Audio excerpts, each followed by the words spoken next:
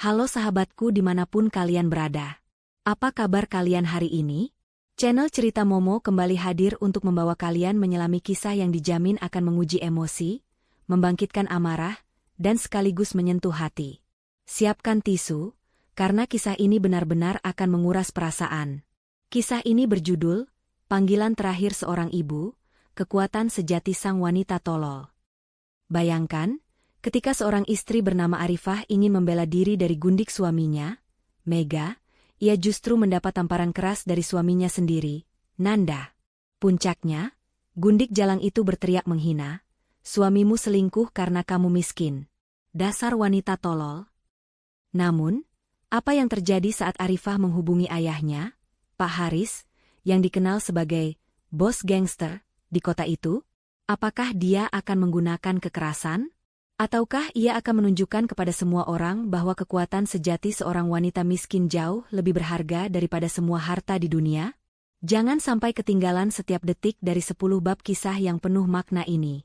Sebelum kita masuk ke dalam bab pertamanya, yuk, langsung like video ini. Jangan lupa subscribe dan nyalakan lonceng notifikasi agar kalian tidak ketinggalan kelanjutan kisah Arifah. Dan seperti biasa, tulis di kolom komentar, nama, asal kota, dan ketik, hadir. Siap-siap, karena ini adalah tamparan di tengah penghinaan. Mari kita mulai. Arifah berdiri di ambang pintu kamar tamu.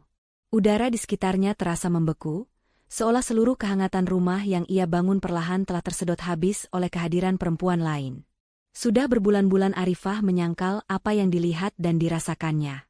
Bau parfum murahan yang menempel di baju suaminya, panggilan telepon rahasia, dan kebohongan-kebohongan kecil yang kini menumpuk menjadi tembok besar penghalang antara dirinya dan Nanda. Namun, hari ini, penyangkalan itu runtuh, dihancurkan oleh pemandangan yang tak terbantahkan. Di kamar tamu itu, Mega, gundik Nanda, sedang tertawa terbahak-bahak sambil mengenakan selendang sutra kesayangan Arifah, selendang yang dibelikan almarhum ibunya dulu sebagai hadiah ulang tahun terakhir. Darah Arifah mendidih. Bukan karena perselingkuhan itu sendiri, tetapi karena penghinaan yang begitu nyata dan terang-terangan di dalam rumahnya sendiri. Mega bahkan berani menyentuh kenangan terakhirnya bersama sang ibu. Arifah berjalan masuk. Langkah kakinya berat, dipenuhi amarah yang membakar. Mega terkejut. Tawa Mega langsung terhenti. Wajahnya yang semula penuh kemenangan kini berubah tegang, tetapi hanya sesaat. Mega segera memasang kembali wajah angkuh, menyilangkan tangan di dada, seolah dia adalah tuan rumah dan Arifah adalah penyusup. "Keluar dari rumahku."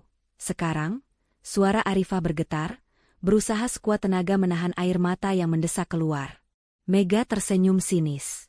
"Oh, halo. Jadi ini yang namanya istri sah? Kupikir kau sudah mati di dapur. Karena Nanda tidak pernah bercerita soal istri semenarik dirimu. Sayang sekali, Nanda sedang mandi. Mungkin kau bisa menunggunya di kamar pembantu." Perkataan Mega yang penuh racun itu menghantam Arifah tepat di ulu hati. Arifah tahu betul betapa keras ia berjuang mendampingi Nanda sejak nol. Ia menjual perhiasan warisan satu-satunya peninggalan ibunya untuk modal usaha Nanda dulu. Ia mengorbankan mimpinya agar Nanda bisa sukses. Dan sekarang, Mega dengan mudahnya merendahkan semua pengorbanannya. Tanpa sadar, tangan Arifah terangkat. Rasa sakit, pengkhianatan, dan harga diri yang diinjak-injak menjadi satu, mendorongnya untuk menampar wajah lancang Mega. Namun, sebelum telapak tangan Arifah sempat menyentuh pipi Mega, sebuah kekuatan besar mencengkeram pergelangan tangannya. Nanda. Nanda berdiri di belakang Arifah, wajahnya memerah karena amarah. Ia pasti baru saja selesai mandi, rambutnya masih basah, dan ia hanya mengenakan celana pendek. Matanya melotot, menatap Arifah seolah Arifah adalah kriminal. Nanda mencengkeram pergelangan tangan Arifah begitu kuat, hingga rasanya tulang-tulang Arifah akan remuk. "Apa-apaan kamu, Rifah? Beraninya kamu menyentuh Mega?" bentak Nanda dengan suara rendah yang penuh ancaman. "Aku menyentuhnya? Nanda, lihat. Perempuan ini ada di rumah kita, memakai selendang ibu," balas Arifah, suaranya tercekat. Ia menunjuk selendang sutra di leher Mega. Nanda tidak peduli. Ia hanya menatap Mega dengan tatapan khawatir, seolah Mega adalah korban. Kemudian, tanpa ragu, Nanda menghempaskan pergelangan tangan Arifah dengan keras. Rasa sakit menjalar di seluruh lengan Arifah. Arifah tersentak mundur, terhuyung-huyung, nyaris terjatuh. Dan kemudian, tamparan itu datang. Plah! Suara tamparan Nanda membelah keheningan rumah. Tamparan itu sangat keras, meninggalkan sensasi panas dan nyeri yang langsung menjalar ke seluruh wajah Arifah. Lebih dari sekadar rasa sakit fisik, tamparan itu merobek harga diri Arifah hingga berkeping-keping. Suaminya, belahan jiwanya, telah memilih gundiknya dan menamparnya di rumah mereka sendiri. Nanda tidak hanya menghancurkan pernikahan, tapi juga menghancurkan jiwa Arifah. Nanda menatap Arifah dengan tatapan kosong, seolah ia baru saja menampar benda mati yang menghalangi jalannya. Ekspresi penyesalan sama sekali tidak terlihat di matanya. Yang ada hanyalah amarah dan kekecewaan. Jangan pernah berani sentuh Mega lagi, Rifah. Jangan pernah, ucap Nanda dingin. Nanda kemudian meraih tangan Mega dan menariknya keluar dari kamar tamu. Saat mereka berdua berjalan menuju pintu depan, Mega menoleh ke belakang, menatap Arifah yang masih memegang pipinya yang panas. Mega menyeringai penuh kemenangan. Suamimu selingkuh karena kamu miskin. Dasar wanita tolol. Teriak Mega sebelum pintu dibanting keras, meninggalkan Arifah sendirian dalam keheningan yang mematikan. Kata-kata itu, miskin, tolol. Dua kata yang merangkum semua rasa sakitnya. Mereka meremehkan perjuangannya, meremehkan ibunya, dan meremehkan dirinya sebagai seorang wanita. Air mata yang sejak tadi ia tahan akhirnya tumpah ruah. Arifah duduk tersimpuh di lantai marmer yang dingin, memeluk dirinya sendiri.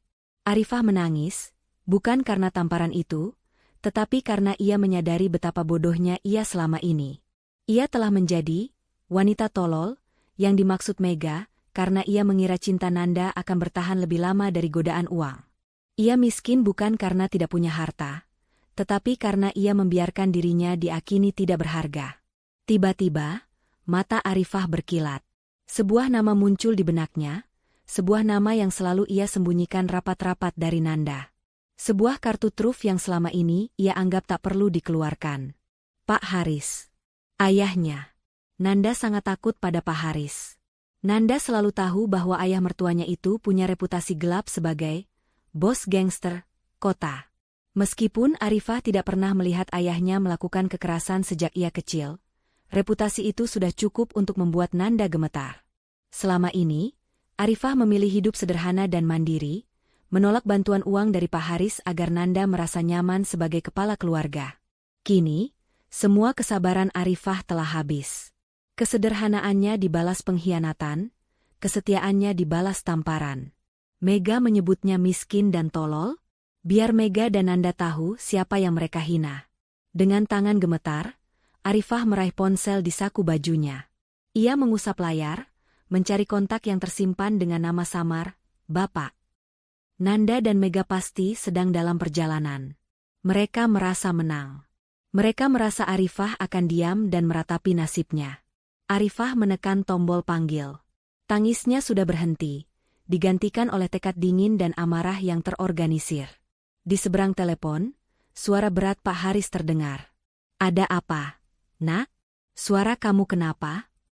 Arifah berusaha menstabilkan suaranya. Ibu, Bapak, Ibu, tolong saya. Nanda, suara Arifah kembali pecah saat ia mencoba menceritakan semuanya. Pak Haris mendengarkan dengan sabar, tanpa memotong. Hanya keheningan yang mencekam dari ujung telepon. Setelah Arifah selesai bercerita, Pak Haris hanya mengucapkan 3 kata. 3 kata yang dingin, tetapi penuh janji, Bapak akan atur. Saat itu, Nanda dan Mega sudah berada di dalam mobil, melaju menjauh dari rumah. Mega tertawa puas, menyombongkan kemenangannya. Nanda terlihat gelisah, tetapi ia berusaha menyembunyikannya. Lihat, Nanda. Istrimu itu memang wanita tolol. Dia hanya bisa menangis, dia tidak bisa berbuat apa-apa, ejek Mega sambil menyentuh pipi Nanda. Sudahlah, Mega. Jangan sebut-sebut lagi, kata Nanda dengan nada cemas, tatapannya terus melihat ke belakang. Tiba-tiba, ponsel Nanda berdering. Sebuah nomor yang tidak dikenal. Nanda ragu, tetapi ia tetap mengangkatnya. "Halo, sapa Nanda." Di seberang sana, terdengar suara dingin seorang pria yang tidak ia kenal. Suara itu tenang, tetapi menusuk. "Anda Nanda? Suami Arifah?" "Iya, saya sendiri."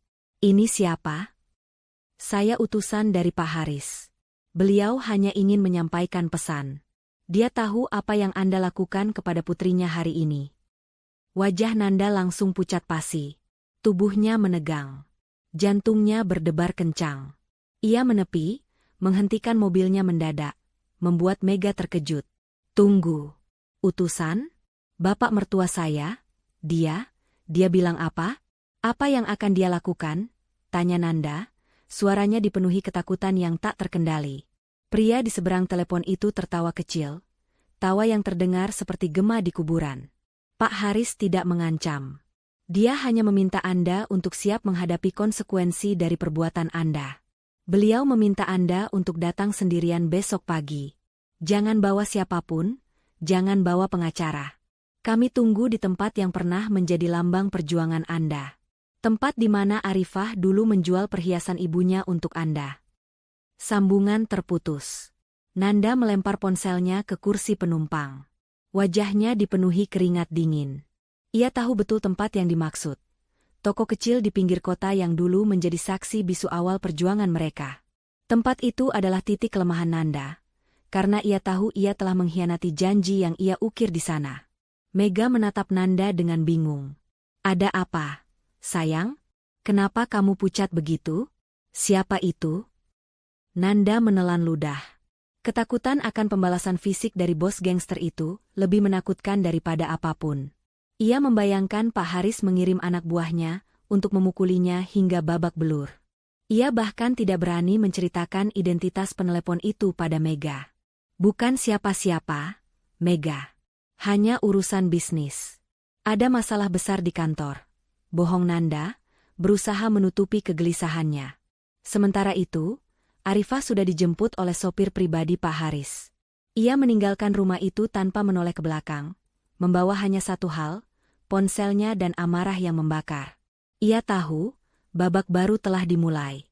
Babak di mana ia harus membuktikan kepada dunia bahwa wanita yang dicap tolol dan miskin ini memiliki harga diri dan kekuatan yang jauh melampaui uang dan kekuasaan.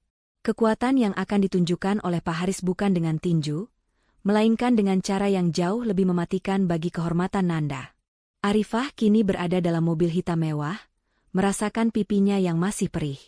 Namun, hatinya terasa sedikit lebih ringan, karena ia tahu ia tidak akan melawan sendirian. Ia punya Pak Haris, ayahnya, yang akan membantunya mengambil kembali apa yang pantas ia dapatkan, harga dirinya. Arifah tiba di tempat yang ternyata adalah sebuah rumah tua yang asri di pinggiran kota, jauh dari keramaian dan hiruk-pikuk. Rumah itu sangat sederhana, dikelilingi taman yang rimbun dan tenang. Tidak ada aura kemewahan mencolok, apalagi nuansa kantor, bos gangster, seperti yang dibayangkan banyak orang, termasuk Nanda.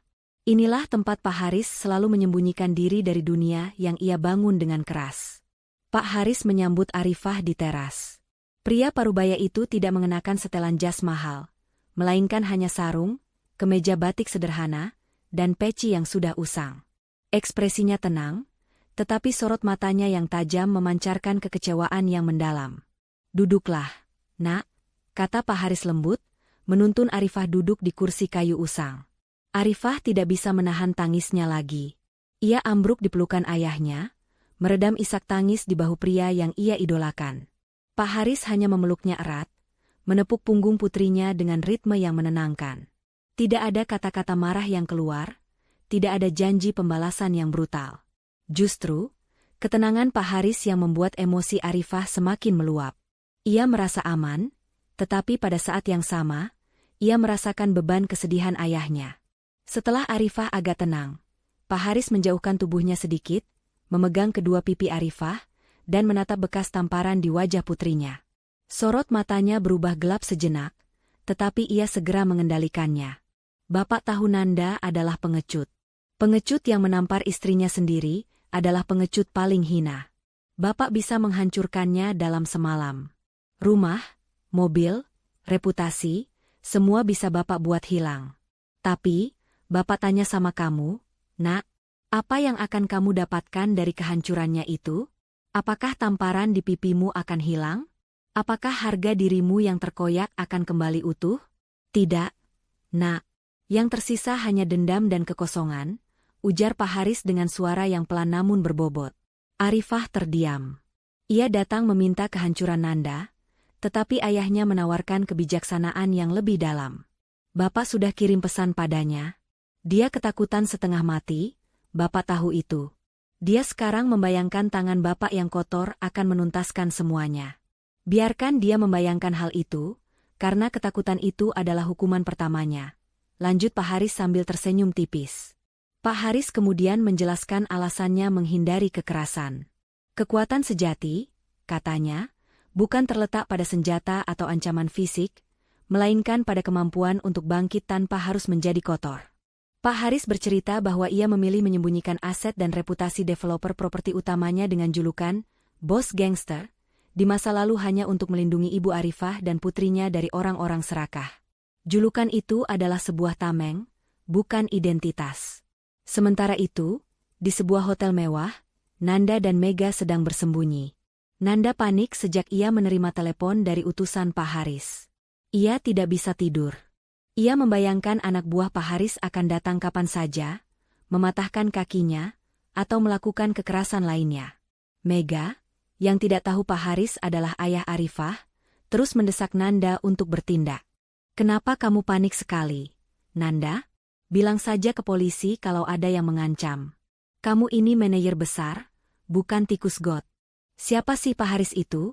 Tanya Mega, kesal karena Nanda tidak bisa diajak menikmati malam.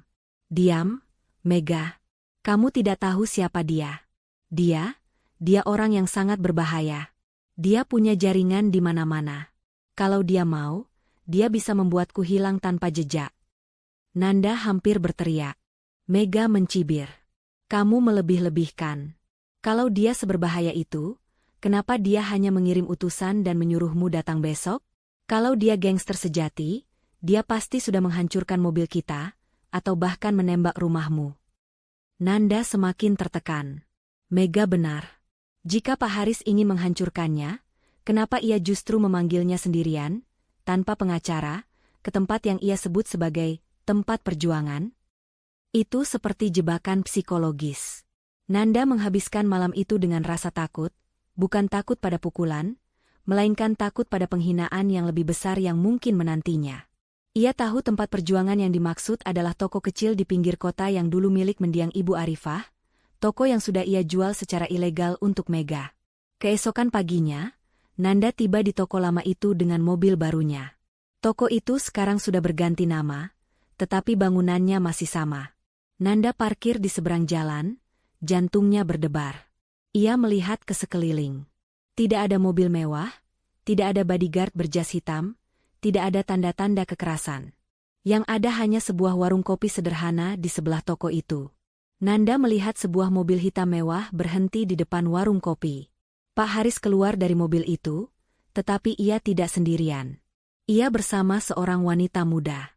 Nanda terkejut melihat wanita itu adalah Arifah. Arifah terlihat berbeda. Pakaiannya sederhana, tetapi ia memancarkan ketenangan dan kekuatan yang tidak pernah dilihat Nanda sebelumnya. Mereka berjalan menuju warung kopi itu. Pak Haris terlihat santai, tersenyum dan menyapa pemilik warung kopi. Nanda memberanikan diri mendekat. Ia menundukkan kepala. Bu, Bapak, saya datang.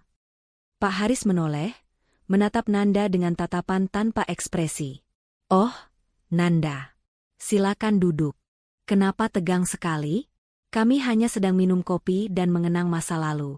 Tempat ini tempat yang bagus. Ya? Iya, Bapak, jawab Nanda gugup. Ia tidak mengerti. Di mana ancamannya?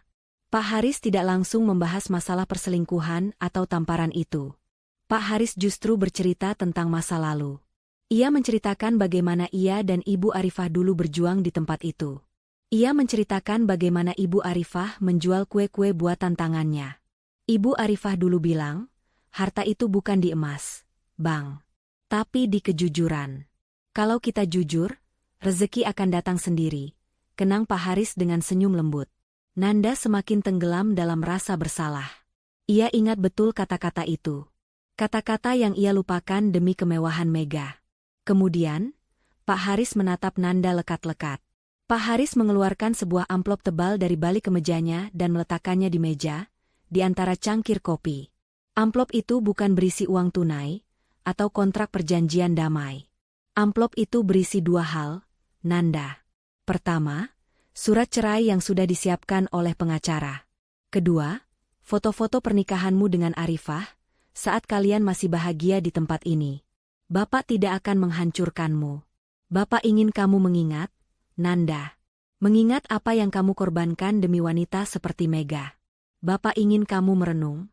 Bapak ingin kamu sadar bahwa kehilangan harga diri itu jauh lebih menyakitkan daripada kehilangan harta, kata Pak Haris dengan nada tegas.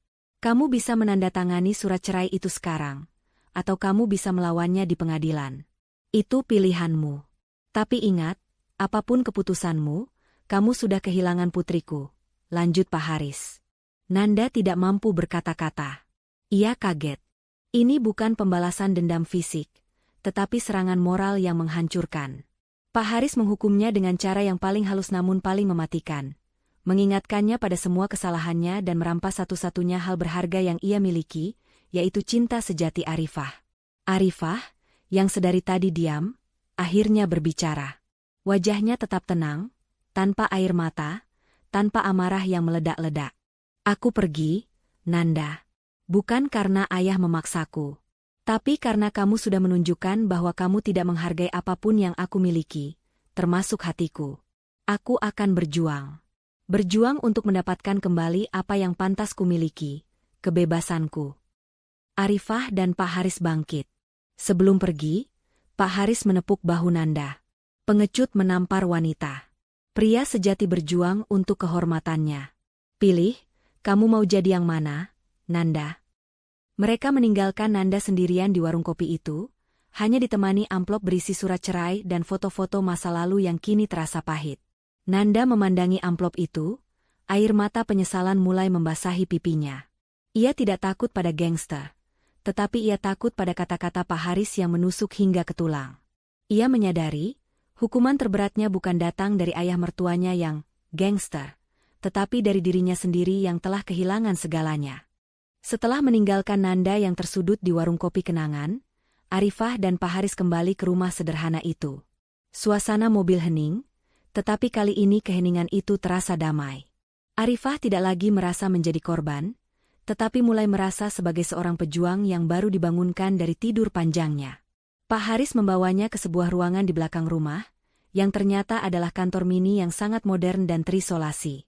Ruangan itu dilengkapi layar monitor besar, server canggih, dan sistem keamanan berlapis. Inilah markas sejati Pak Haris, yang jauh dari kesan gangster. Kenapa Bapak harus menyembunyikan semua ini? Tanya Arifah sambil menyentuh layar monitor yang menampilkan data-data pasar saham dan properti. Pak Haris tersenyum kecil. Julukan, bos gangster, adalah senjata, nak. Senjata yang tidak perlu ditembakkan. Ketika orang takut pada citra kekerasan, mereka tidak akan pernah mencari tahu apa yang kamu lindungi di balik citra itu. Apa yang Bapak lindungi? Perusahaan properti besar yang didirikan Ibu MU. Dia yang jenius dalam bisnis, Bapak hanya penjaganya. Arifah terkejut. Selama ini ia tahu ibunya memiliki toko kecil, tetapi ia tidak pernah tahu bahwa ibunya juga adalah pendiri perusahaan developer properti raksasa yang bergerak di bawah nama samaran. Nanda meremehkanmu karena dia hanya melihat rumah tua ini, dan dia hanya mendengar rumor gangster. Dia pikir dia menghina wanita miskin, lanjut Pak Haris. Sekarang, giliran kita membuktikan bahwa kekayaan sejati tidak terletak pada apa yang terlihat, tetapi pada integritas dan kemandirian. Pak Haris kemudian menunjukkan kepada Arifah sebuah buku besar usang yang ia simpan dengan rapi. Buku itu adalah catatan harian Ibu Arifah, yang di dalamnya berisi rincian aset, termasuk sebuah toko kecil di pinggir kota. Pak Haris menjelaskan bahwa toko itu sebenarnya adalah aset terpisah, kenang-kenangan dari awal perjuangan mereka. Kamu ingat, nak? toko itu kamu jaga baik-baik. Kamu bahkan menolak menjualnya saat Nanda butuh modal besar dulu, karena itu adalah warisan dari Ibu MU. Kamu hanya menjual perhiasanmu, kata Pak Haris. Arifah mengangguk sedih. Iya, Bapak.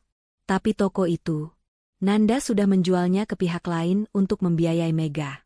Itu yang paling membuatku sakit hati. Pak Haris menekan beberapa tombol di mejanya.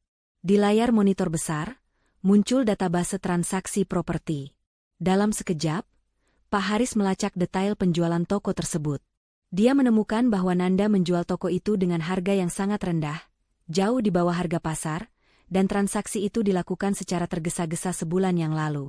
Pembelinya adalah sebuah perusahaan kecil dengan nama yang asing. Ini dia, pembeli toko itu. Sebuah perusahaan investasi kecil. Jelas ini akal-akalan. Nanda pasti butuh uang cepat, analisis Pak Haris.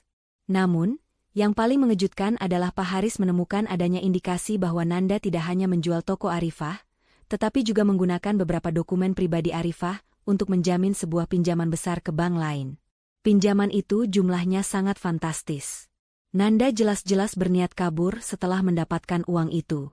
Ini namanya pengkhianatan ganda, Rifah. Dia tidak hanya mengambil hartamu, dia juga menjeratmu dalam utang yang tidak kamu ketahui. Ini sudah masuk ranah kriminal, bukan sekadar perselingkuhan, jelas Pak Haris, nada suaranya kini berubah serius. Arifah terdiam, tangannya mengepal. Rasa sakitnya kini berubah menjadi tekad. Ia menyadari Nanda bukan hanya pengecut, tetapi juga penipu ulung yang berniat menghancurkan hidupnya secara finansial. Aku harus menghentikannya, Bapak. Aku harus mengambil kembali hakku, dan aku harus membatalkan utang palsu ini, kata Arifah. Tentu, Nak. Kita akan melakukannya dengan cara yang paling bersih. Kita akan tunjukkan bahwa kebenaran adalah senjata terkuat. Kita akan melibatkan Pak Rahmat, ujar Pak Haris sambil menghubungi seseorang.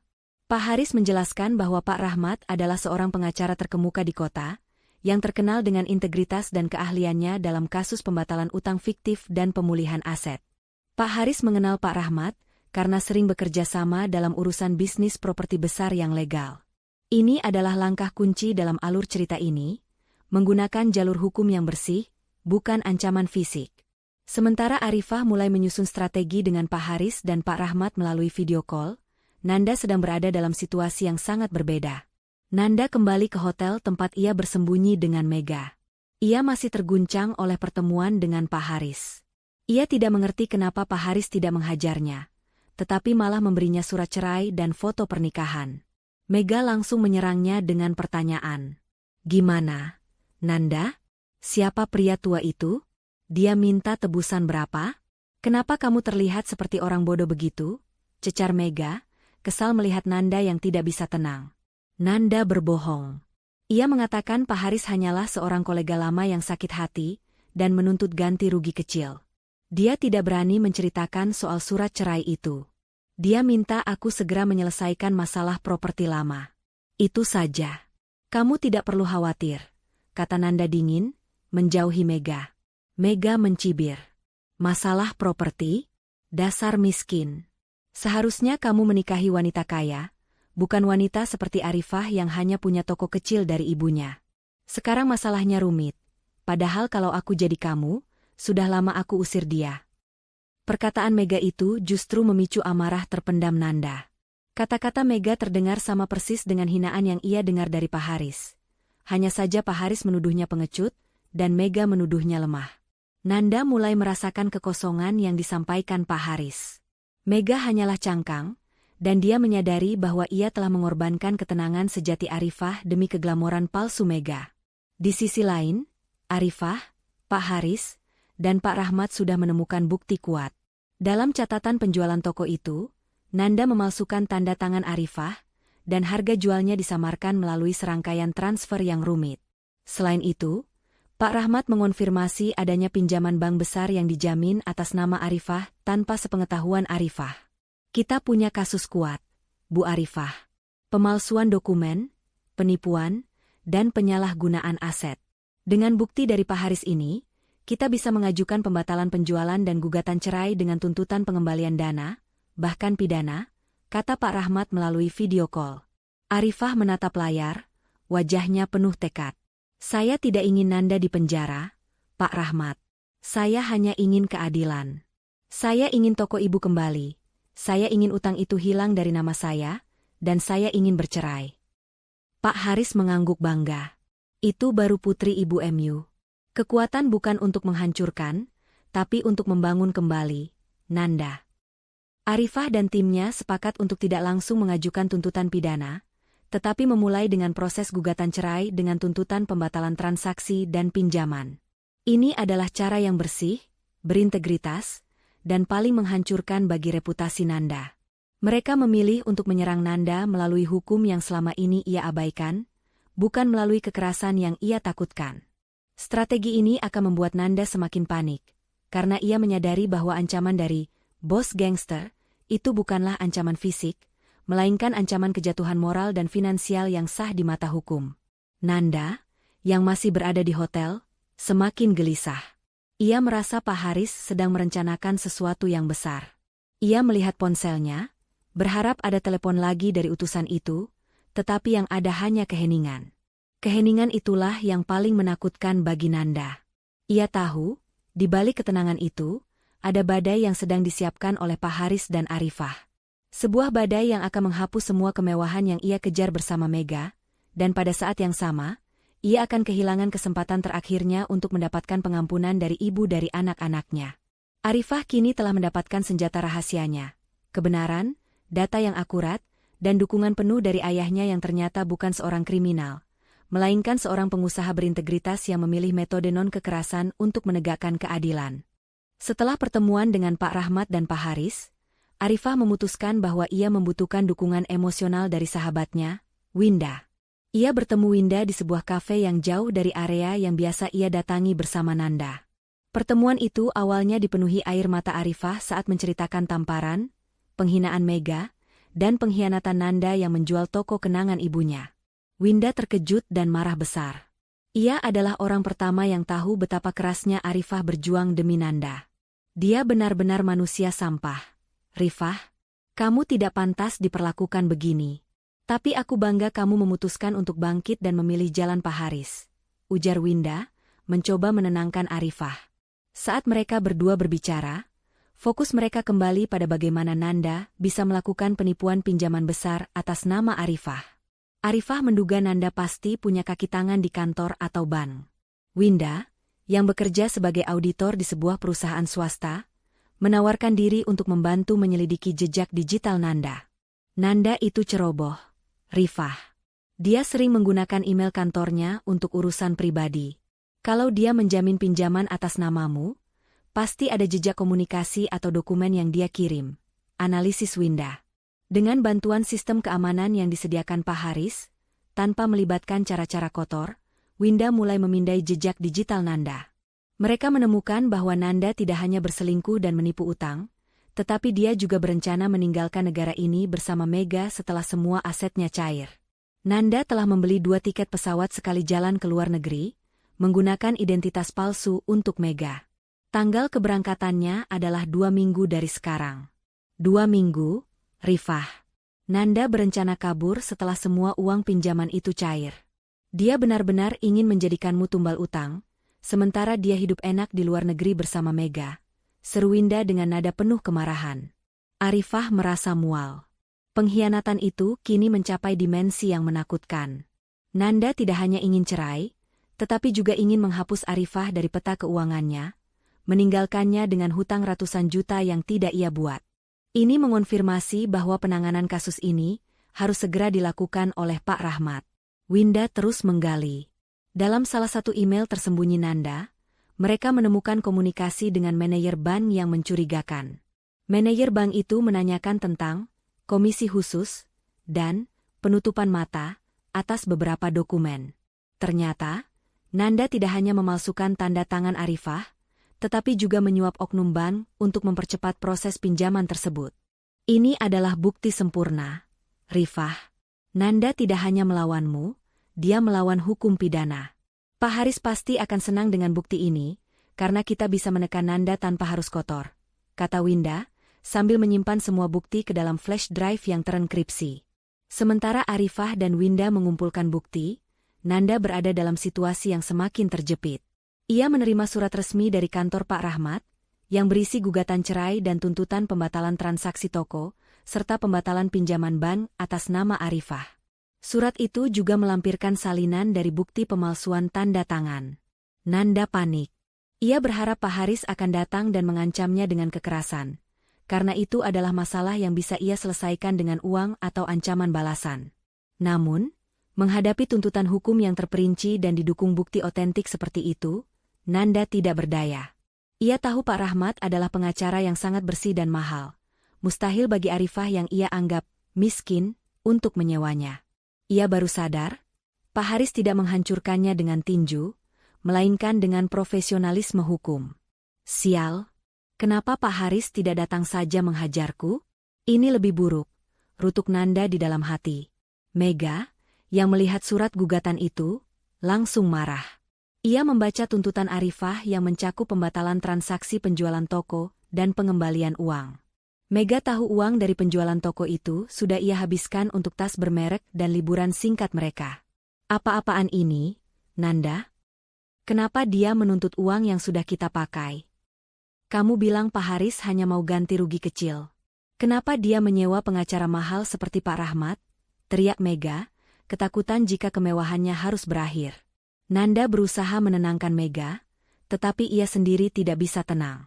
Tenang, Mega. Aku pasti bisa atasi. Mungkin Pak Haris hanya menggertak. Kita akan sewa pengacara juga. Namun, saat Nanda mencoba menghubungi pengacara, ia menemukan kesulitan besar. Sebagian besar pengacara top di kota itu menolak kasusnya. Mereka tahu reputasi Pak Rahmat, dan mereka juga tahu bahwa klien Pak Rahmat adalah orang-orang yang sangat terlindungi, termasuk klien bisnis properti Pak Haris. Rumor bahwa Nanda menipu istri sahnya untuk utang besar sudah menyebar cepat di kalangan high-class pengacara.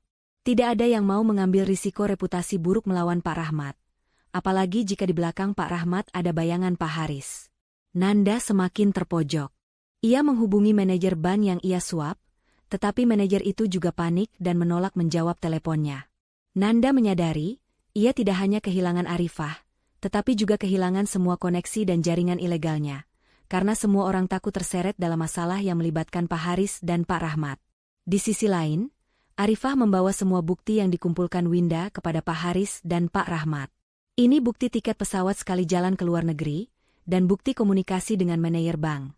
Pak, jelas Arifah kepada Pak Rahmat. Pak Rahmat mengangguk. Baik, Bu Arifah. Dengan bukti ini, kita tidak perlu menunggu sidang cerai.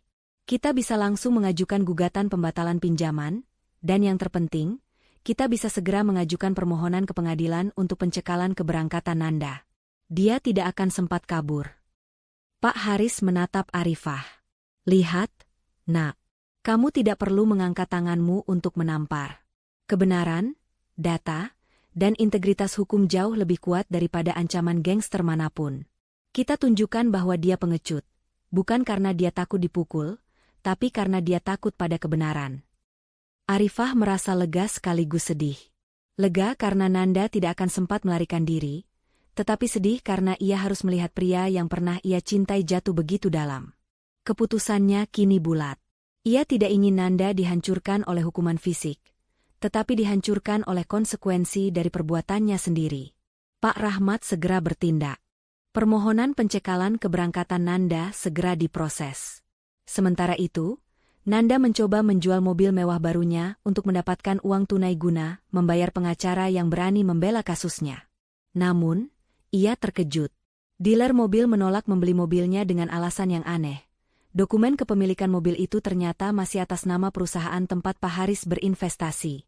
Pak Haris telah mengambil langkah antisipasi awal untuk memblokir aset Nanda tanpa sepengetahuan Nanda. Nanda semakin yakin, Pak Haris memang bukan gangster biasa. Ia adalah bos yang bermain di level tertinggi dan paling bersih, hukum dan corporate power. Nanda kini mulai hidup dalam bayang-bayang ketakutan sejati. Bukan ketakutan akan disiksa, melainkan ketakutan akan kehilangan segalanya secara perlahan, dihukum oleh sistem yang ia remehkan, dan ditinggalkan oleh Mega yang mulai melihat Nanda sebagai pria miskin, seperti yang ia tuduhkan pada Arifah. Mega semakin sering mengeluh dan menuntut, membuat Nanda sadar betapa dangkal hubungan mereka dibandingkan pengorbanan yang pernah dilakukan Arifah. Pak Rahmat bergerak cepat. Berbekal bukti yang dikumpulkan Arifah dan Winda, termasuk email internal dan salinan tiket pesawat, ia mengajukan 3 permohonan ke pengadilan, gugatan cerai, tuntutan pembatalan transaksi toko warisan Ibu Arifah, dan permohonan pembatalan pinjaman ban yang dijamin atas nama Arifah. Poin terpenting, Pak Rahmat juga mengajukan permohonan cekal, pencegahan, terhadap Nanda untuk meninggalkan Indonesia, mengingat bukti bahwa Nanda telah membeli tiket sekali jalan ke luar negeri. Di saat yang sama, Arifah, meskipun merasa lega dengan langkah hukum ini, tetap diliputi kesedihan. Ia mengingat kembali kata-kata Pak Haris, bahwa kekuatan bukanlah tentang menghancurkan, tetapi tentang membangun kembali. Ia memutuskan untuk tidak hanya fokus pada sidang, tetapi juga pada pemulihan mental dan harga dirinya. Ia mulai mengunjungi kembali tempat-tempat yang dulunya ia kunjungi bersama almarhum ibunya, mencari ketenangan dan motivasi. Sementara Arifah menemukan kedamaian, Nanda justru terperangkap dalam kekacauan yang semakin parah. Ia menerima surat panggilan resmi dari pengadilan, yang dengan jelas menyebutkan gugatan pembatalan pinjaman dan, yang paling menakutkan, permohonan pencekalan. Nanda sadar, rencana pelariannya bersama Mega telah terbongkar sepenuhnya. Ia tidak bisa lagi kabur. Ketakutan Nanda tidak bisa lagi disembunyikan. Ia kembali ke hotel, wajahnya pucat pasi dan tatapannya kosong. Mega langsung menyadari ada sesuatu yang sangat salah. Ada apa lagi, Nanda? Kenapa kamu terlihat seperti baru saja melihat hantu? Tanya Mega dengan nada menuntut. Nanda melemparkan surat pengadilan itu ke atas meja. Semua tamat, Mega. Rencana kita tamat. Arifah tahu semuanya. Pak Haris bukan hanya menggertak. Mereka mengajukan cekal. Aku tidak bisa pergi ke luar negeri. Mega mengambil surat itu dan membacanya. Matanya membelalak kaget saat membaca rincian tuntutan pembatalan pinjaman ban. Jika pinjaman itu dibatalkan, semua uang yang sudah Nanda ambil untuk membeli mobil mewah dan membiayai gaya hidup Mega harus dikembalikan. Apa? Kamu bilang pinjaman itu sudah beres. Kamu bilang cekal itu hanya untuk penjahat besar. Kenapa mereka bisa melakukan ini? Kenapa pengacara murahan Arifah bisa begini cerdas? Teriak Mega, tidak lagi menampilkan sosok gundik yang menawan, melainkan wanita yang panik karena ancaman kemiskinan. Nanda hanya bisa menggeleng. Ini bukan pengacara murahan, Mega. Ini Pak Rahmat, pengacara paling bersih dan paling mahal di kota. Dan di belakangnya ada Pak Haris. Dia bukan gangster biasa, dia adalah corporate boss yang menggunakan hukum untuk menghancurkanku. Di tengah kepanikan itu, hubungan Nanda dan Mega mulai retak parah. Mega mulai menunjukkan warna aslinya. Ia tidak lagi menghibur Nanda. Yang ia lakukan hanyalah menyalahkan dan menuntut. Ini semua salahmu. Kenapa kamu tidak cerai dari awal? Kenapa kamu tidak mengamankan asetmu dulu? Kalau sampai uang itu harus dikembalikan, bagaimana kita hidup, Nanda? Kamu akan jadi pria miskin. Cerca Mega, mengulang hinaan yang pernah ia lontarkan kepada Arifah. Kata-kata, pria miskin, itu menghantam Nanda lebih keras daripada tamparan yang ia berikan kepada Arifah. Ia menyadari ironi yang menyakitkan. Ia telah menampar Arifah karena Mega menyebutnya miskin, dan kini, Mega sendiri yang menuduhnya akan menjadi pria miskin. Ia mengorbankan cinta sejati demi wanita yang hanya mencintai hartanya. Nanda mencoba menghubungi oknum manajer ban yang ia suap, tetapi tidak ada jawaban. Manajer itu telah menghilang, takut terseret dalam kasus yang melibatkan Pak Rahmat dan bayangan Pak Haris. Nanda semakin terisolasi, jaringan ilegalnya terputus, dan dukungan emosionalnya dari Mega lenyap. Di sisi lain kota, Arifah sedang fokus mempersiapkan diri untuk sidang pertamanya. Pak Haris membawanya ke sebuah pusat pelatihan kepemimpinan, yang ternyata didirikan oleh almarhum Ibu Arifah. Pusat pelatihan ini ditujukan untuk memberdayakan wanita yang ingin memulai usaha. Pak Haris ingin Arifah tidak hanya bercerai, tetapi juga menemukan kekuatan internalnya. Nanda menamparmu karena ia lemah. Kamu harus menunjukkan bahwa kamu kuat, bukan dengan berteriak, tapi dengan memimpin. Ibu MU dulu selalu bilang, kepemimpinan sejati lahir dari kesulitan, motivasi Pak Haris kepada putrinya. Arifah mulai mengikuti pelatihan itu, didampingi Winda. Ia belajar tentang bisnis, keuangan, dan yang terpenting, tentang membangun harga diri. Ini adalah bagian dari alur bermakna, di mana fokusnya adalah pembangunan diri Arifah, bukan sekadar balas dendam. Pak Rahmat mengabari Arifah bahwa sidang pertama telah ditetapkan. Fokus sidang pertama adalah penetapan status pinjaman dan cekal Nanda. Sidang pertama ini akan menjadi momen krusial, Bu Arifah. Kita akan sampaikan semua bukti pemalsuan tanda tangan dan niat Nanda untuk kabur. Nanda akan terpojok, jelas Pak Rahmat. Nanda, yang tidak bisa menemukan pengacara yang berani membela kasusnya, terpaksa harus datang ke sidang sendirian. Ketakutannya memuncak. Mega, yang menolak hadir karena tidak mau dilihat di pengadilan, terus mendesaknya untuk mencari jalan keluar, termasuk cara-cara ilegal.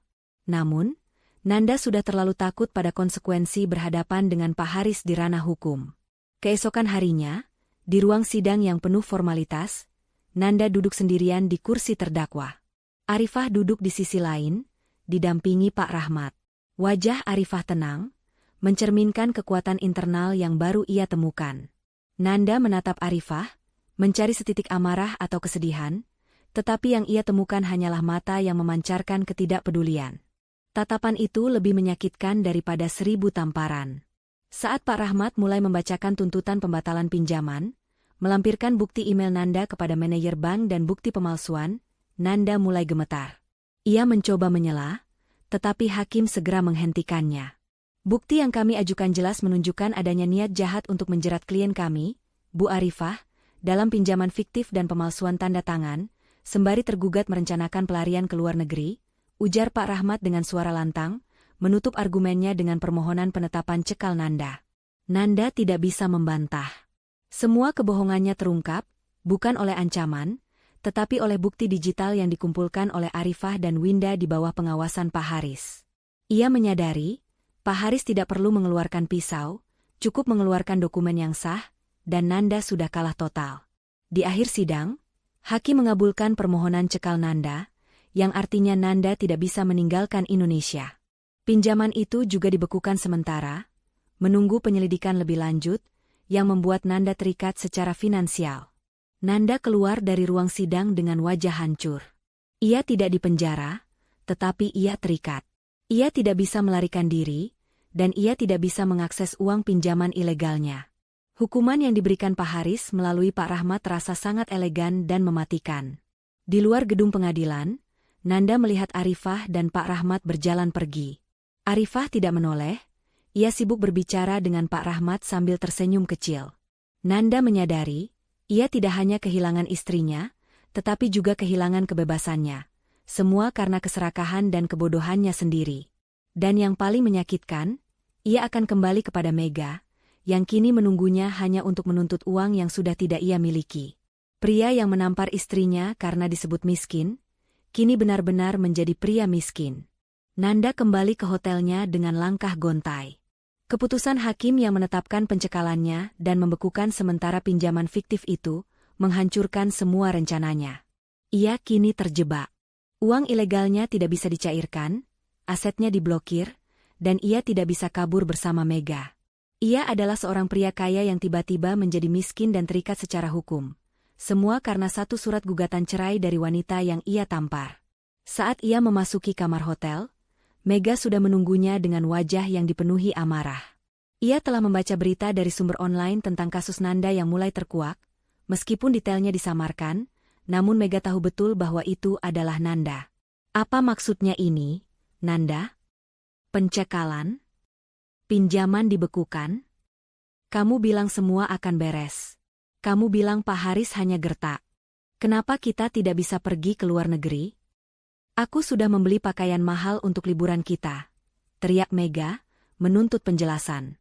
Nanda duduk di tepi ranjang, menutup wajahnya dengan kedua tangan. Aku tidak tahu, Mega. Pak Haris itu licik. Dia tidak menggunakan kekerasan, dia menggunakan hukum. Semua dokumen yang kusimpan rahasia, mereka punya salinannya. Kita terjebak. Terjebak? Kamu yang menjebakku. Kamu bilang kamu akan menceraikan Arifah dan kita akan hidup bahagia dengan uang itu. Sekarang, apa yang kita punya? Utang yang dibekukan dan ketidakpastian. Jangan-jangan, mobil mewah yang kamu berikan padaku juga sudah diblokir. Kata Mega, panik memeriksa kunci mobilnya. Mega kemudian menunjukkan sisi terburuknya. Ia mulai menghitung kerugiannya. Ia mencerca Nanda, menyebutnya bodoh karena meremehkan Arifah yang dianggapnya wanita tolol. Ironisnya, Mega kini menggunakan kata-kata yang sama yang pernah ia lontarkan ke Arifah, hanya saja kali ini ditujukan pada Nanda. Kamu lihat kan, Nanda? Arifah itu memang wanita miskin dan tolol, tapi dia punya Pak Haris. Kamu tidak punya siapa-siapa. Kamu hanya punya aku, tapi aku tidak punya uangmu, cetus Mega. Nanda mendongak, menatap Mega. Kata-kata itu, aku tidak punya uangmu, menjadi pengkhianatan jilid kedua yang paling pahit. Ia menyadari Mega tidak pernah mencintainya. Mega hanya mencintai kemewahan yang ia berikan. Pengorbanan yang ia lakukan, tamparan yang ia berikan pada Arifah, semua itu sia-sia demi wanita yang bahkan tidak bisa bersimpati di saat ia terpuruk. Ini adalah hukuman moral yang dijanjikan Pak Haris. Kamu benar, Mega. Aku memang bodoh. Aku bodoh karena mengorbankan wanita yang mencintaiku dengan tulus, demi wanita sepertimu yang hanya mencintai hartaku. Pergi, Mega. Aku tidak punya apa-apa lagi untuk diberikan padamu, kata Nanda, suaranya pelan tetapi penuh kepedihan. Mega terkejut. Ia tidak menyangka Nanda akan menyerah. Apa? Kamu mengusirku? Setelah semua yang kulakukan untukmu? Tidak akan. Aku tidak akan pergi sampai kamu memberiku uang pesangon. Aku sudah berkorban reputasi untukmu. Konflik mereka memuncak. Nanda akhirnya menyadari bahwa Mega adalah sumber malapetaka yang ia timbulkan. Ia tidak mengusir Mega dengan kekerasan, melainkan dengan kejujuran yang menyakitkan. Mega, melihat Nanda yang sudah bangkrut dan dicekal, akhirnya memutuskan untuk pergi, membawa semua barang mewah yang Nanda belikan. Mega tidak mengucapkan salam perpisahan, hanya ancaman bahwa Nanda akan menyesalinya. Nanda ditinggalkan sendirian di kamar hotel itu. Ia tidak marah pada Mega yang pergi. Ia marah pada dirinya sendiri. Ia mengingat tamparan yang ia berikan kepada Arifah, wajahnya yang hancur, dan kata-kata Pak Haris tentang kehormatan. Nanda akhirnya merasakan apa yang dirasakan Arifah. Pengkhianatan, kehinaan, dan ditinggalkan tanpa daya. Sementara Nanda terpuruk, Arifah justru semakin menguatkan dirinya. Didampingi Pak Haris dan Winda, ia mulai merencanakan masa depan. Pak Haris membawanya kembali ke pusat pelatihan kepemimpinan yang didirikan almarhum ibunya. Arifah kini tidak hanya menjadi peserta, tetapi juga mulai berbagi cerita tentang bagaimana ia bangkit dari keterpurukan. Pak Haris sengaja tidak membiarkan Arifah hanya berfokus pada balas dendam. Pak Haris ingin Arifah melihat bahwa kehidupannya tidak berhenti setelah Nanda. Jangan buang energimu untuk membenci Nanda, nak. Gunakan energimu untuk membuktikan bahwa kamu bukan wanita tolol yang dia tuduhkan. Kekuatanmu ada pada kemampuanmu untuk berdiri tanpa perlu menyentuh uangnya. Nasihat Pak Haris. Arifah mengikuti nasihat ayahnya. Ia mulai mendirikan sebuah workshop kecil di dekat rumah Pak Haris, menggunakan modal kecil dari tabungan lama peninggalan ibunya, tabungan yang disebutkan Pak Haris di bab 3. Workshop itu berfokus pada pelatihan keterampilan untuk wanita yang ingin mandiri secara finansial. Ini adalah langkah awal Arifah untuk membangun kembali harga dirinya. Pak Rahmat mengabari Arifah tentang perkembangan kasus. Karena Nanda tidak didampingi pengacara dan bukti Arifah sangat kuat, hakim mengindikasikan bahwa putusan cerai akan segera dikeluarkan, dan yang terpenting, toko warisan ibu Arifah akan dikembalikan kepadanya. Kabar ini membuat Arifah lega.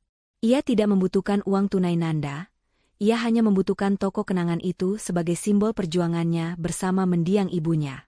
Di sisi lain, Nanda, yang kini bangkrut dan ditinggalkan, memutuskan untuk kembali ke rumahnya. Namun, ia terkejut. Rumah itu terasa asing. Arifah sudah membawa semua barang-barang pribadinya dan kenangan mereka berdua, meninggalkan hanya barang-barang milik Nanda dan perabotan dasar. Nanda merasa rumah itu kosong, hampa, sama seperti perasaannya. Nanda mencoba menghubungi Pak Haris sekali lagi, bukan untuk mengancam, melainkan untuk memohon. Namun, Pak Haris menolak berbicara dengannya. Pak Haris hanya mengirim pesan singkat melalui utusannya, "Penyesalanmu harus kamu tanggung sendiri, Nanda. Putramu kini sedang membangun hidupnya. Jangan ganggu dia." Nanda menyadari, ia telah benar-benar terisolasi.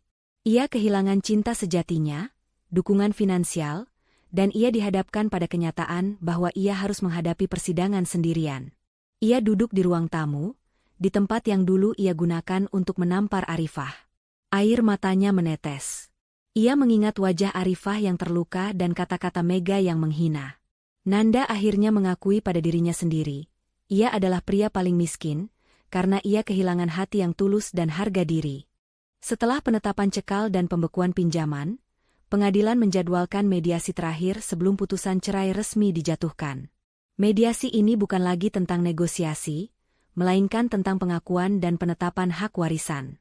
Nanda datang sendirian. Ia tampak seperti bayangan dirinya yang dulu. Tidak ada lagi setelan jas mahal, hanya kemeja usang dan tatapan putus asa.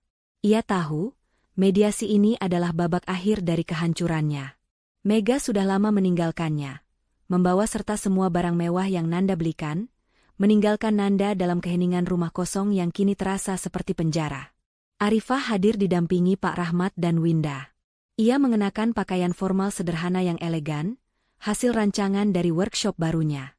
Ia memancarkan aura ketenangan dan kemandirian yang jauh berbeda dari wanita yang dulu menangis karena tamparan. Arifah tidak lagi terlihat seperti istri yang terluka, tetapi seorang pengusaha wanita yang fokus pada tujuannya.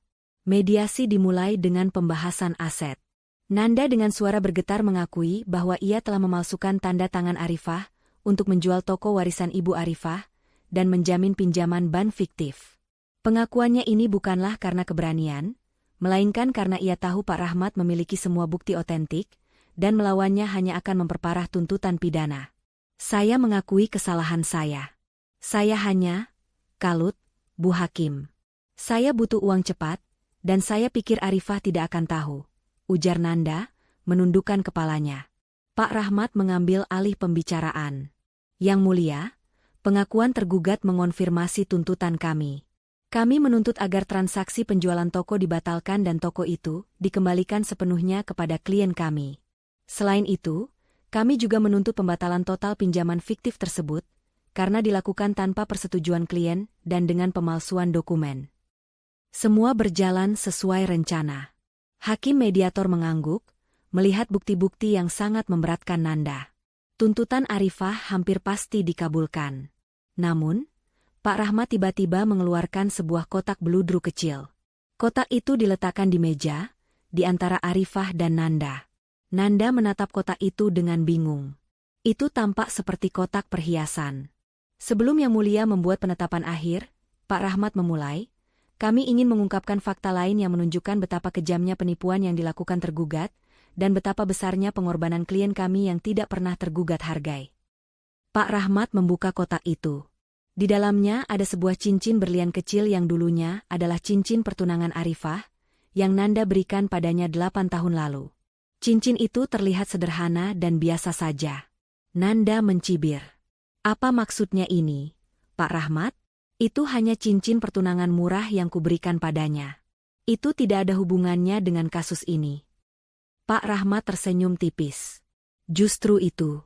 Di mata Anda, Nanda, cincin ini murah. Tapi di mata klien kami, cincin ini adalah simbol kesetiaan.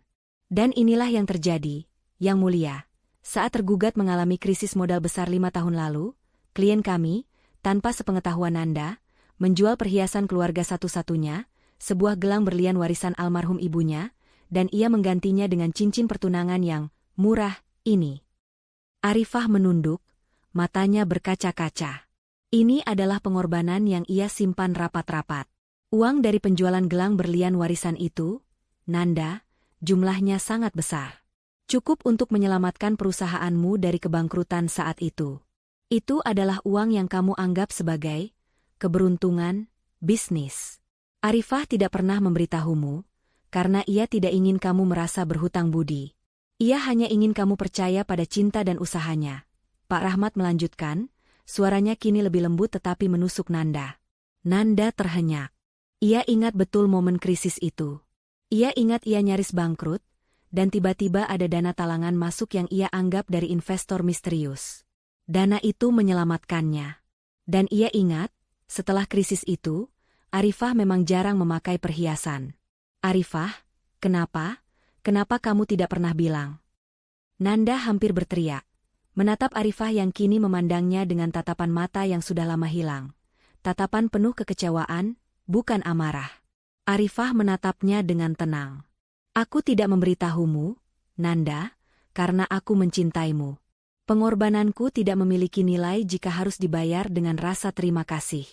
Aku memberikannya dengan tulus, dengan harapan kamu akan menghargai ketulusanku, bukan jumlah uangnya.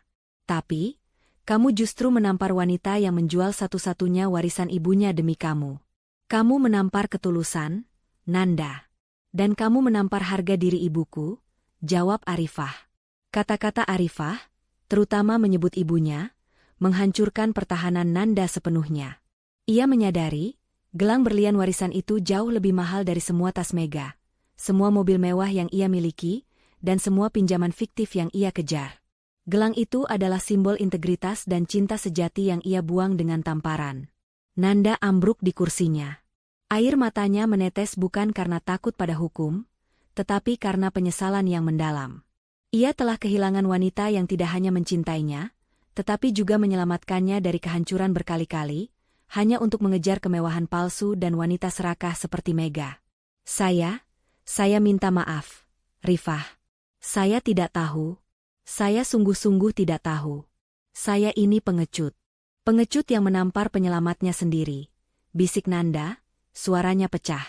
Hakim mediator, setelah jeda singkat yang tegang, akhirnya membuat penetapan. Mediasi dianggap gagal karena adanya pengakuan penipuan yang jelas dari tergugat. Berdasarkan bukti yang diajukan penggugat, pengadilan menetapkan, pertama, Nanda dan Arifah segera diceraikan secara resmi.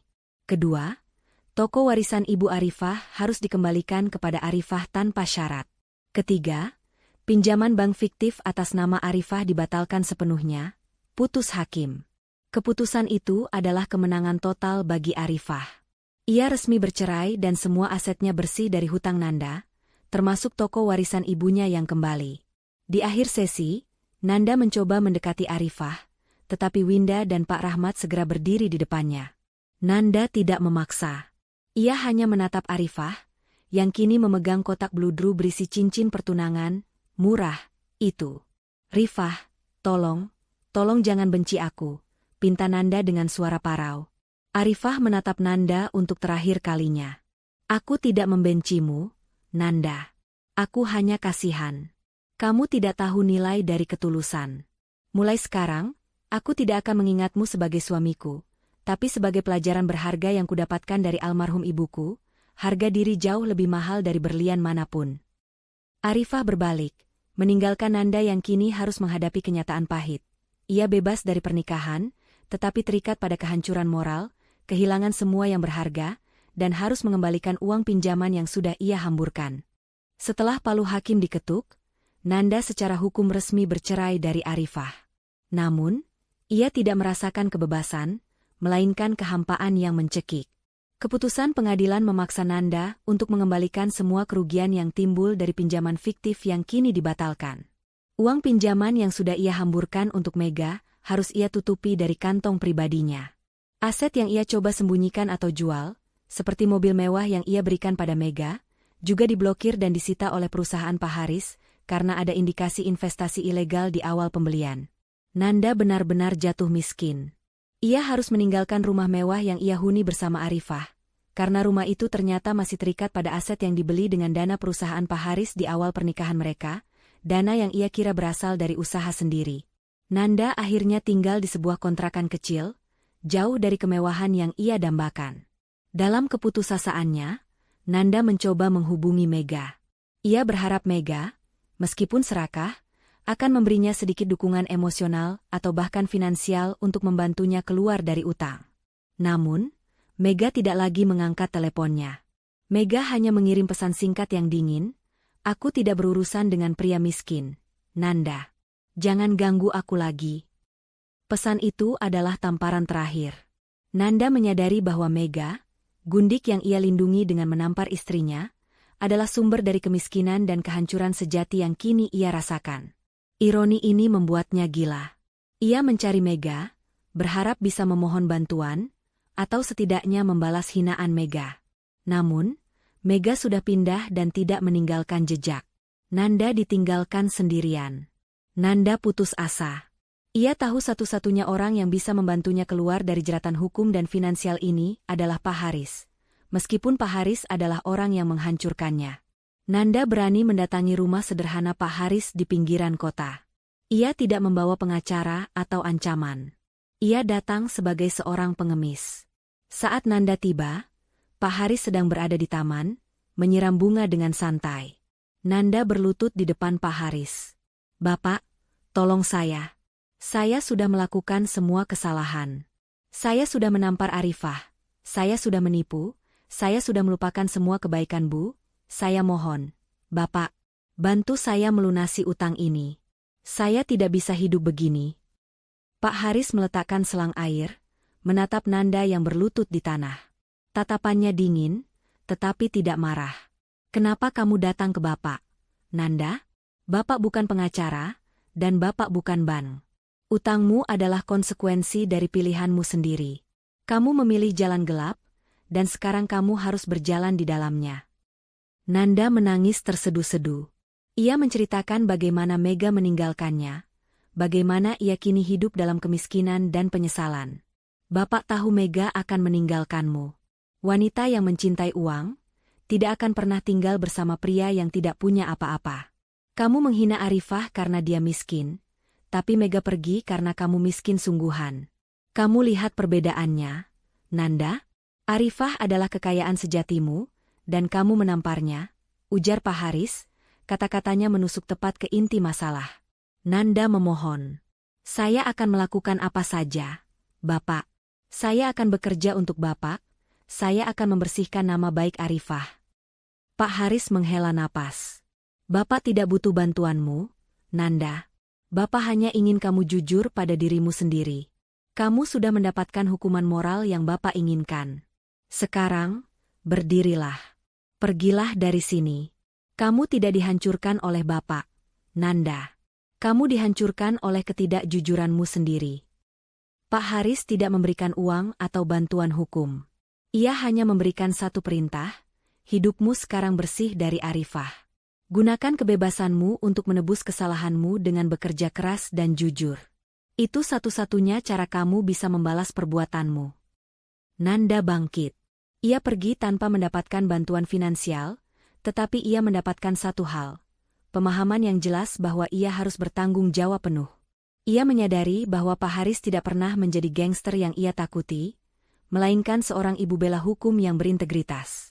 Di sisi lain, kehidupan Arifah mulai bersinar. Ia mendapatkan kembali toko warisan ibunya.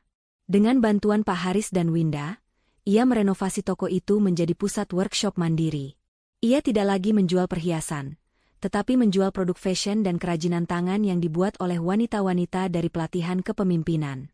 Toko itu ia beri nama, Mahkota Ibu Sejati, sebagai pengingat bahwa harga diri seorang wanita adalah aset paling berharga.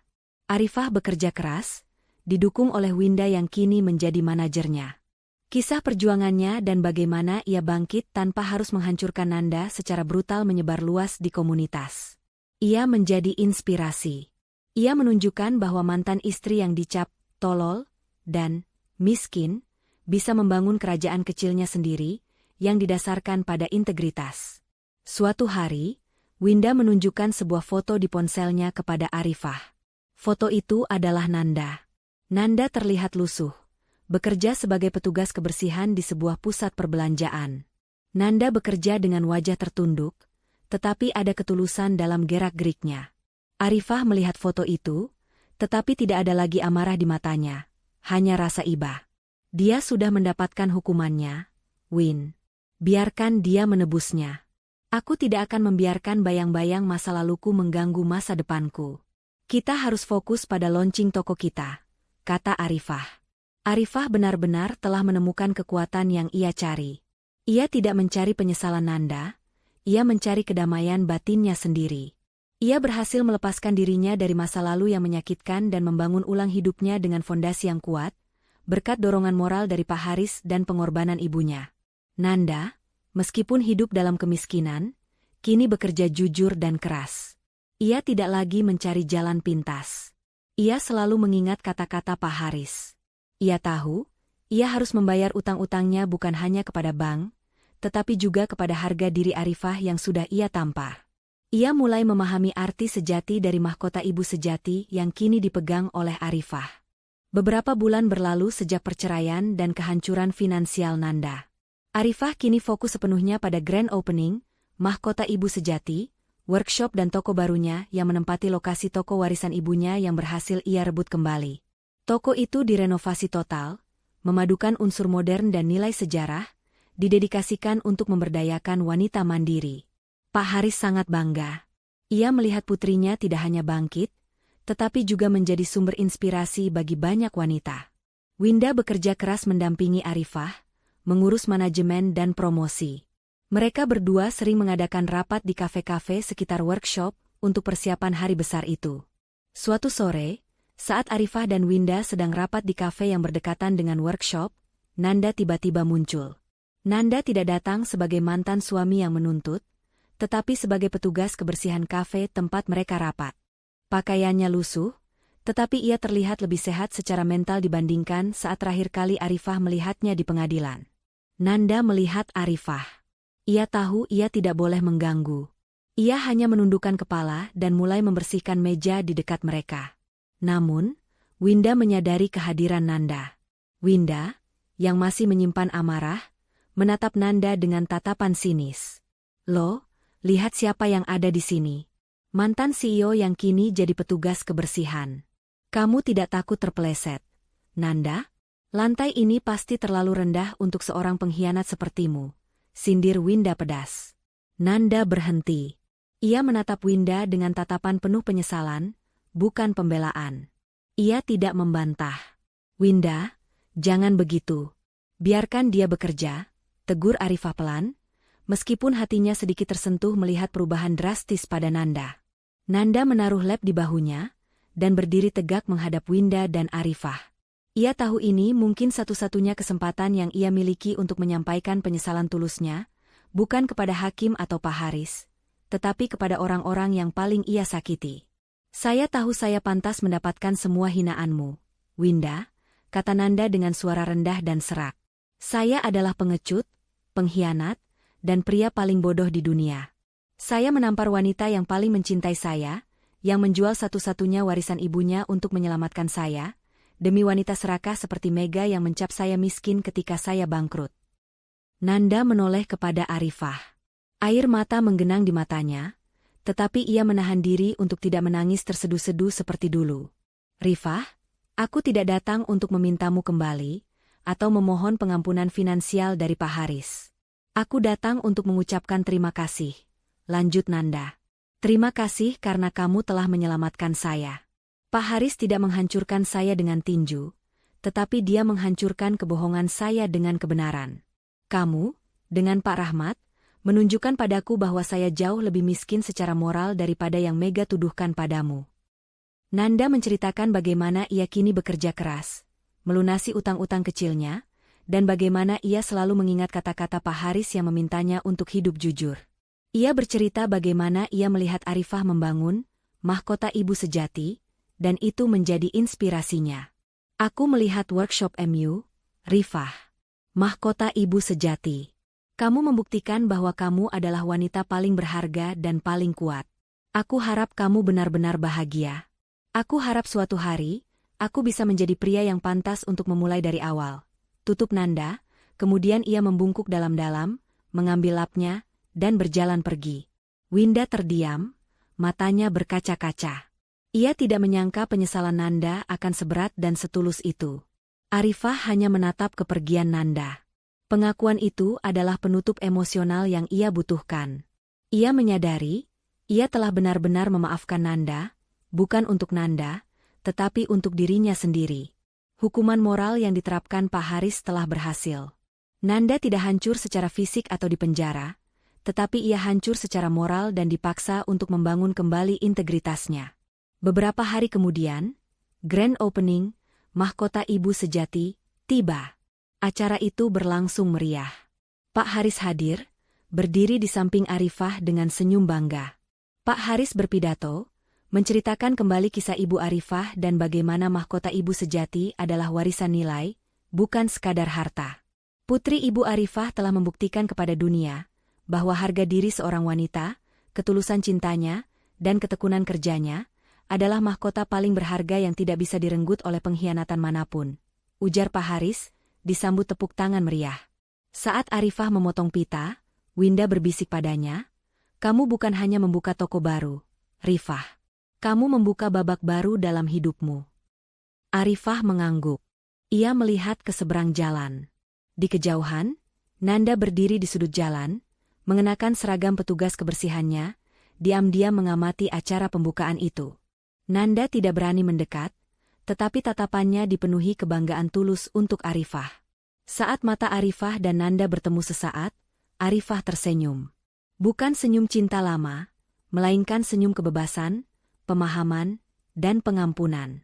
Nanda mengerti arti senyum itu, dan ia menundukkan kepala, menerima bahwa itulah akhir dari babak mereka. Ia berbalik, kembali ke pekerjaannya, menerima takdir barunya sebagai pria yang harus berjuang keras untuk mendapatkan kembali harga dirinya. Setelah grand opening, Mahkota Ibu Sejati, kehidupan Arifah memasuki fase baru yang penuh arti. Toko barunya, yang dibangun di atas fondasi toko warisan ibunya, menjadi simbol kekuatan wanita dan integritas.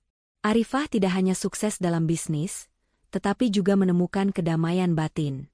Ia kini dikelilingi oleh orang-orang yang tulus. Pak Haris yang suportif, Winda yang loyal, dan komunitas wanita yang ia berdayakan.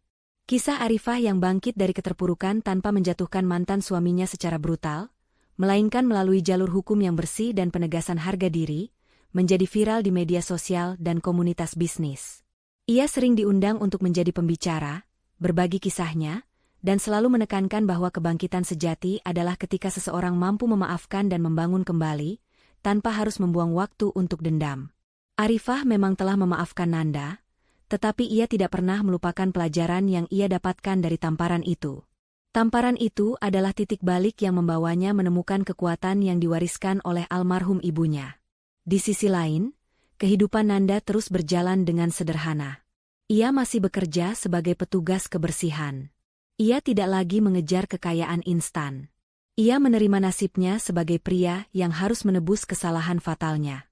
Ia tahu, setiap rupiah yang ia dapatkan kini adalah hasil keringat jujurnya, dan itu jauh lebih berharga daripada semua uang haram yang dulu ia kejar. Suatu hari, Pak Haris memanggil Nanda.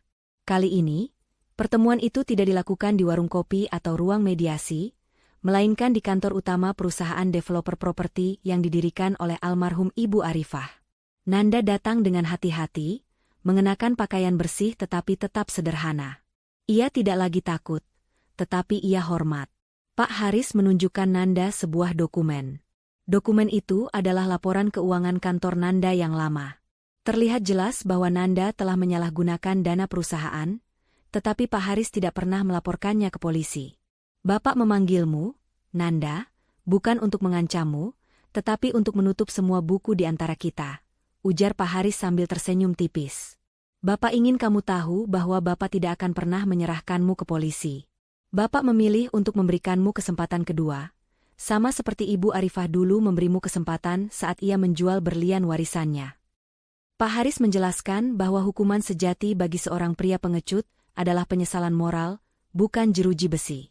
Jika Nanda dipenjara, Arifah tidak akan pernah mendapatkan kedamaian, dan Nanda tidak akan pernah belajar arti integritas. "Kamu telah membuktikan, Nanda, bahwa kamu mampu bekerja keras dan jujur. Jaga kehormatan itu. Itu adalah satu-satunya harta yang bisa kamu miliki sekarang," kata Pak Haris. Nanda menangis terharu. Ia berterima kasih kepada Pak Haris atas pengampunan yang tak terucapkan itu. Ia menyadari bahwa Pak Haris memang bukan gangster. Pak Haris adalah seorang ayah yang bijaksana, yang tahu bagaimana menggunakan kekuasaan untuk mengajarkan nilai, bukan untuk menghancurkan. Di saat Nanda mendapatkan penutupan itu, Mega, yang dulu menghina Arifah sebagai wanita tolol dan miskin, justru mengalami nasib yang menyedihkan. Setelah meninggalkan Nanda, Mega mencoba menjalin hubungan dengan pria kaya lainnya, tetapi selalu gagal karena ia hanya dikenal sebagai gold digger. Gaya hidupnya yang glamor harus ia pertahankan dengan cara-cara yang semakin sulit. Akhirnya, ia pun hidup dalam kesengsaraan, terus mencari kekayaan palsu, dan selalu menyesali keputusannya meninggalkan Nanda yang saat itu dianggapnya hanya seorang manajer. Mega menyadari, ia telah meninggalkan sumber kekayaan yang stabil demi ambisi yang dangkal. Arifah dan Winda terus mengembangkan mahkota ibu sejati. Pak Haris memberikan dukungan mentoring dan membuka jaringan bisnis tanpa memberikan modal uang tunai, memastikan Arifah tetap mandiri. Suatu malam, Arifah duduk di dalam workshopnya, yang kini ramai dengan kegiatan para wanita yang menjahit dan merangkai kerajinan. Ia menyentuh cincin pertunangan, murah, yang ia beli dengan uang penjualan berlian warisan ibunya. Cincin itu kini terasa berharga, bukan karena nilai materialnya, tetapi karena sejarahnya sebagai simbol pengorbanan dan kebangkitan. Arifah telah mendapatkan mahkota sejati yang ia cari, harga diri dan kemandirian. Ia tidak perlu uang Nanda, dan ia tidak perlu pembalasan dendam. Ia memiliki Pak Haris yang menjadi mentor, Winda yang menjadi sahabat, dan pekerjaan yang ia cintai. Nanda, setelah pertemuan terakhir dengan Pak Haris, memutuskan untuk meninggalkan kota itu dan memulai hidup baru di tempat lain, jauh dari bayang-bayang masa lalunya. Ia pergi tanpa mengganggu Arifah lagi, karena ia tahu, menebus kesalahannya adalah dengan tidak pernah lagi menyentuh kehidupan Arifah. Kisah Arifah berakhir bahagia, tidak dengan harta yang berlimpah, tetapi dengan hati yang damai, jiwa yang kuat, dan warisan yang penuh arti dari ibunya. Ia membuktikan kepada semua orang, terutama kepada Mega dan Nanda, bahwa wanita yang dicap tolol dan miskin adalah wanita yang memiliki kekuatan paling besar, karena ia tahu nilai sejati dari kehormatan, yang tidak bisa dibeli dengan uang, dan tidak bisa dihancurkan dengan tamparan. Arifah memandang keluar jendela workshopnya, senyum lembut terpancar di wajahnya. Ia kini adalah ratu di istana sejatinya sendiri, mahkota ibu sejati. Pesan moral. Kekuatan sejati seorang wanita terletak pada harga diri dan integritas, bukan pada harta. Pengecut menghancurkan, tetapi orang yang berintegritas menggunakan kebenaran untuk membangun kembali.